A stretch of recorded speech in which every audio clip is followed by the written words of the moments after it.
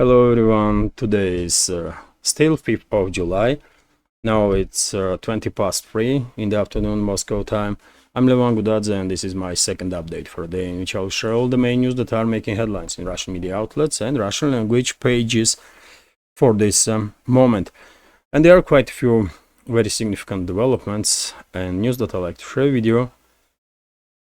And I will start with this report, which is, I guess, one of the main news worldwide at this point, which is that the United Kingdom has new Prime Minister, leader of Labour Party, Keir Starmer. He received permission from King of UK, Charles III, to form the government. Earlier, former Prime Minister Rishi Sunak went to visited King and basically resigned. His resignation was accepted. UK still, maintains this tradition, political tradition, when King is formally still head of the state, and okay, it's up to Brits really. If they're okay with with kings and queens and so on, okay. Well, when it comes to this appointment itself, well, members of our community from UK, they are not really happy. At least that's what I see in the comment sections. They don't really see much difference between modern Conservative and Labour parties. They are almost the same. Nothing will change in their foreign policy. Nothing significantly will change, most likely, in terms of economical development. Seems like they don't really know what to do to deal with their stagnating economy of the UK, and they don't know because with current foreign policy, inadequate foreign policy, of course, UK is losing big time prospects of trade with the countries worldwide, for example Russia, and their close allies with Russia. Of course, because of this confrontation with Russia, many countries worldwide that are friendly to Russia will, if they have to choose to do business with UK or with Russia or with some other BRICS member states, they will choose other BRICS member state over UK anytime. And this will continue as long as London maintains this extremely hostile position towards emerging multipolar world, towards Russia, BRICS, other BRICS member states, China, India, and so on. So therefore, I don't really expect some significant changes to happen in UK, but only time will tell. Let's see. Also, news of the day, if not worldwide, definitely in Russia, is that Prime Minister of Hungary, Viktor Orban, visited Russia. He is in Moscow right now, and I shared like hour ago, maybe a little more, about hour, 2 hours ago, this video on my Telegram. Russian president met with Orban, and in opening statements, in open part of these talks, of course, Russian president welcomed Hungarian delegation. It's not just Orban, but also head of Hungary's foreign ministry, Szijjártó, in the delegation, other officials of Hungary. So Russian president welcomed all of them, and he mentioned that during the talks, of course, they will touch upon topics of bilateral relationships between Moscow and Budapest, and also on topic of relationships with EU, because Hungary is a chairman in EU right now. And EU bureaucracy is not happy about it, that's for sure. And also Vladimir Putin mentioned that during their discussions, Ukraine will also be one of their topics. Russian side will provide the Hungarian Prime Minister with detailed information about the latest peace proposal from Russian side. And Russian president said that he is open to listen to proposals that Viktor Orban might have on topic of de-escalation in Ukraine. So it's gonna be interesting conversation, I believe, and during the day, later on today, probably Russian media will report some more about details of these negotiations, and of course in tomorrow's first update I will share additional information on this. Viktor Orban on his part also, of course, in open part of this meeting spoke about some topics that sides will discuss, and at some point he said that Hungary probably now is the only country in EU that can talk with all sides, to both sides, he said, Kyiv regime and Moscow. By saying so, of course, he highlighted this extremely hostile and inadequate position of the Brussels and the capitals of the number of EU member states that not willing to have real talk. And well, I will just add that it's not two sides really in this conflict. Kyiv regime is an asset of the Washington. So if we are talking about sides in this conflict, then one should mention, of course, Washington, London, Berlin, Paris, Brussels. They definitely are sides in this proxy war against Russia. And Zelensky and other criminals in Kyiv regime, they are just puppets of the Western ruling class. That's all, really. They are not even side. They don't have a say. They have no voice. They are just puppets that do whatever they are told to do. But anyways, interesting, of course, interesting developments. And by the way, as I mentioned, the EU bureaucracy, unelected EU bureaucracy, is not happy with Orban's visit to Moscow. And a little earlier, Michel spoke about this visit and said that Orban has no right to speak on behalf of EU. And also, now we have a report on the Sklad newspaper that so-called head of EU diplomacy, Josep Borrell, is criticizing Orban and saying that he did not have any permission from EU to visit Moscow. As if Orban needs any permission from anybody to visit Moscow. These people, these unelected officials are they are really out of touch with reality, aren't they? They really think that they can dictate. They are big bosses, and their prime ministers and their presidents of EU member states, they are just nobodies. And without EU's permission or Brussels' permission, they cannot do nothing. When it's not exactly like that, and Orban just demonstrated this.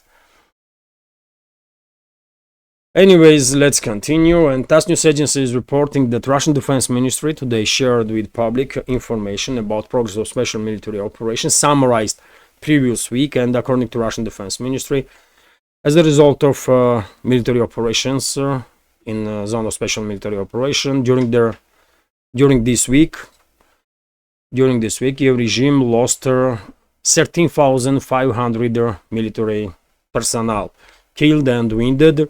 Huge number, obviously, huge number, and many of you probably noticed that last about 2-3 months, this daily and weekly casualties, monthly casualties on part of Kyiv regime is increasing constantly, and are reaching some absolutely catastrophic levels, like this report here. More than 1,300 killed and more than 13,000 killed and wounded military personnel on part of Kyiv regime just in this week, which is not even ended yet. Also, TASS News Agency is reporting that Russian Air Force destroyed several aerial targets not far away from Sevastopol, over the aquatory of the Sevastopol over the Black Sea. At this point, no reports about casualties on the ground or any more or less significant damage. Seems like all aerial targets were destroyed over the sea, and probably during the day we will receive some additional information what type of aerial targets were destroyed. Drones, missiles, probably both. Let's wait and see. Of course, if additional information will be available, I will publish it on my Telegram channel, and also I will share additional information in next updates. And dear friends, I just mentioned my Telegram channel, and if you are not subscribed, please consider to do so. I'm trying to keep updated my Telegram channel, and you may find it interesting. And same time, Telegram is of course a reserve line of communication if YouTube's administration one day decides to shut down my channel, to delete my channel, which may happen, by the way.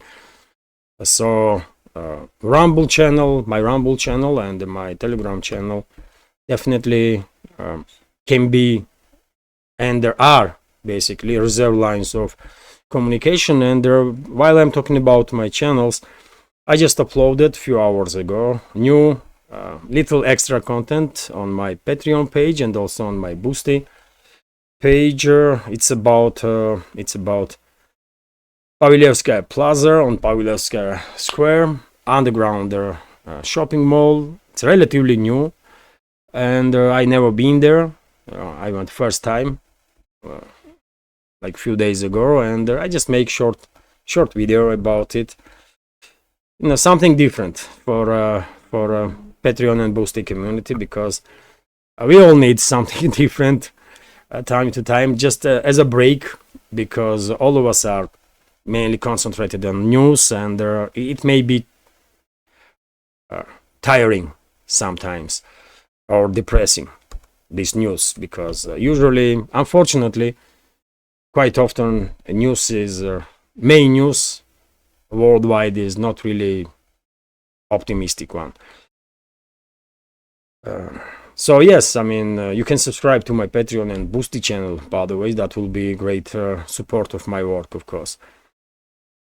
Links are under this video in the description box and in the pinned comment. That being said, let's continue. RIA Novosti's report that according to Russian underground,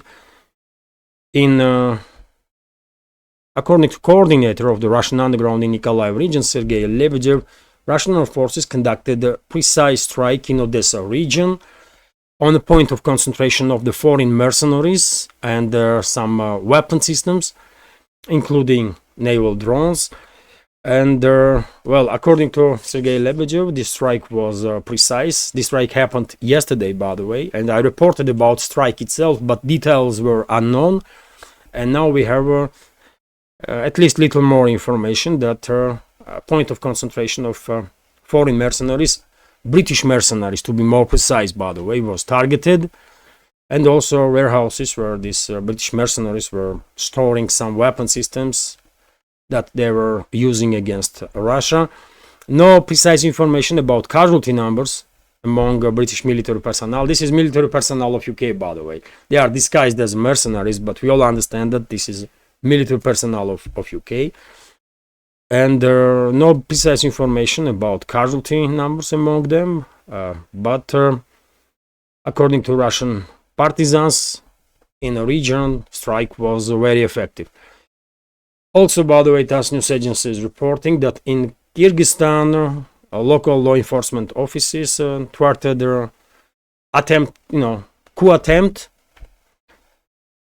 This information was published today. Let me show you Kyrgyzstan, by the way. This is, of course, former Soviet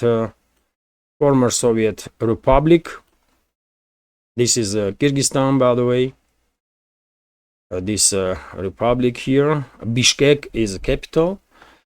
And if you remember, I was saying, by the way, many times in previous updates that Western ruling class will try to destabilize republics, former Soviet republics in Central Asia, especially ones that are bordering China, to create certain uncontrolled areas on the borderline with China, where they can transfer terrorists from Idlib province that they are training for many years now, including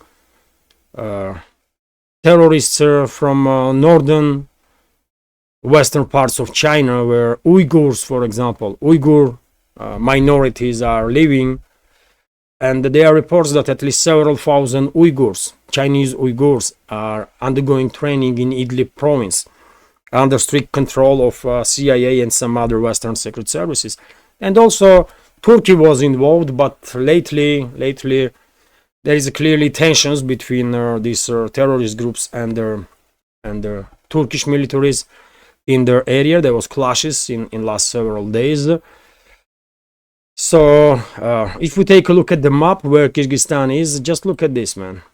Which country Kyrgyzstan is bordering? China. China also. Not just China, but China also.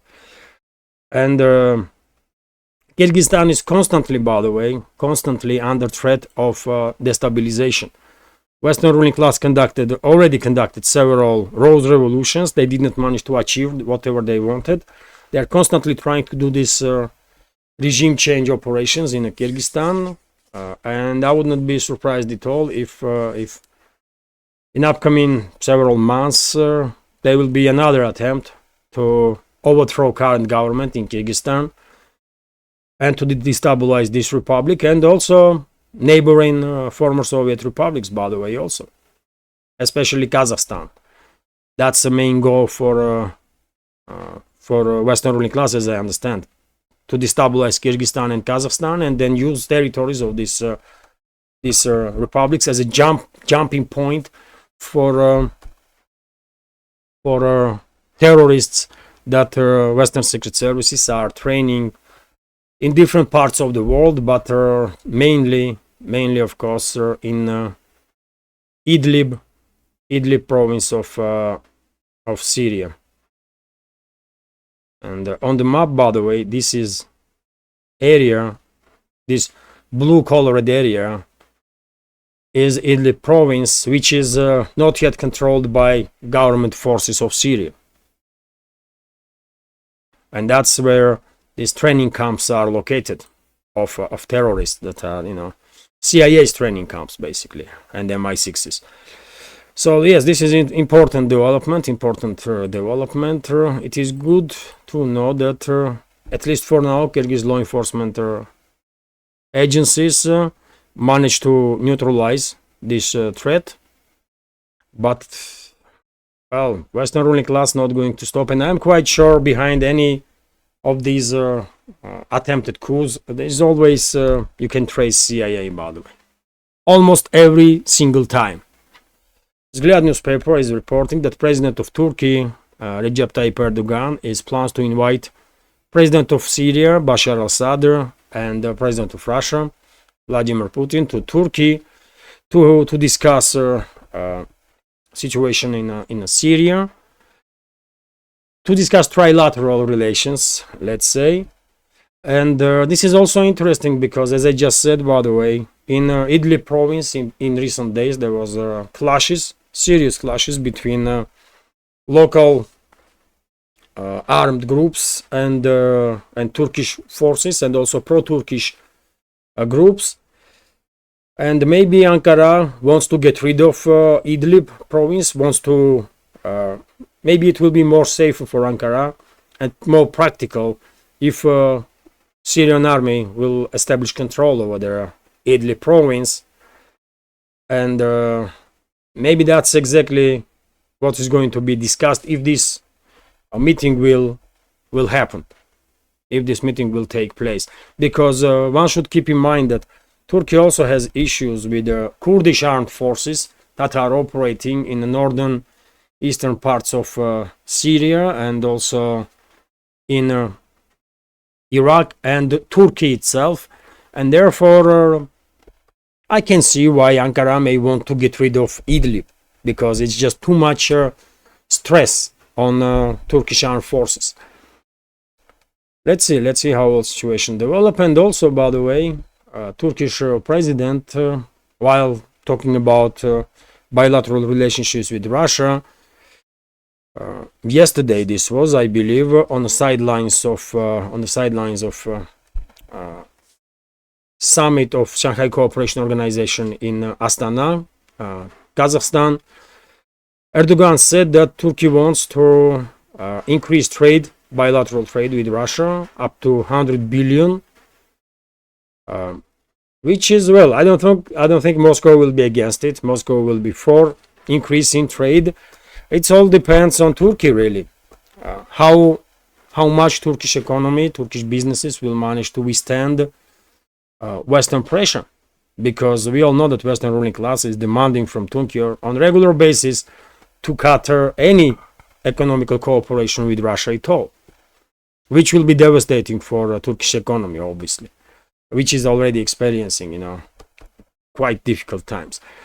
So yes, interesting. Turkish President Recep Tayyip Erdogan said on Wednesday that, it was on Wednesday, by the way, day before yesterday, that Ankara and Moscow would continue strengthening economic ties with the aim of increasing trade, annual trade turnover to $100 billion US. He made the remark during his meeting with the Russian President Vladimir Putin at the Shanghai Cooperation Organization Summit in the Kazakh capital Astana. Currently, the volume of trade is $55 billion US a year, Erdogan said, adding that the two sides believe they can achieve their goal of doubling that figure. Okay, as I said, it all depends on strength of Ankara and their Turkish businesses. If they will manage to withstand Western pressure, I believe there is a real possibility to increase economical relationships with Russia. But if they caved in under Western pressure, then I'm not sure even these numbers will be achievable that we see for now, 55 billion. Anyways, this is it for this, I guess, short update. Yes, short update.